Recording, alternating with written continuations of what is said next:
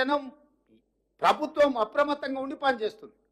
ఇవాళ పక్క రాష్ట్రంలో మన రాష్ట్రంలో కృష్ణా జిల్లా, ఖమ్మం జిల్లా కౌలపిల్లలాగా ఉంటే పక్కన పక్కన ఒకే రకమైన వర్షము, ఒకే రకమైన పరిస్థితులు ఉంటే అవతలెంత జరిగింది నష్టం, యువతలెంత జరిగిందో ఒక అంచనా వేయండి.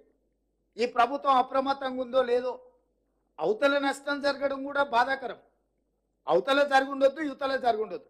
కాకపోతే ఈ ప్రభుత్వం అప్రమత్తంగా ఉందా లేదా అనే దానికి క్షణం ప్రభుత్వం అప్రమత్తంగా ఉండి పనిచేస్తుంది.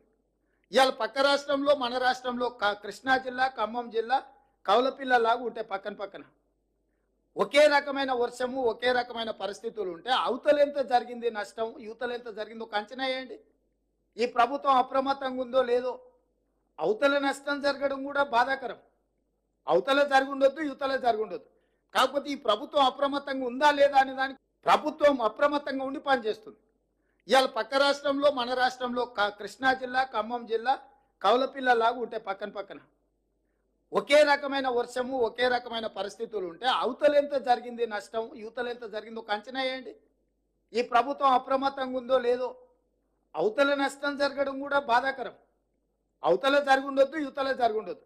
కాకపోతే ఈ ప్రభుత్వం అప్రమత్తంగా ఉందా లేదా అనే దానికి అసలైన తొలి వెలుగు. ఫాలో వాట్సాప్ @తొలి వెలుగు official.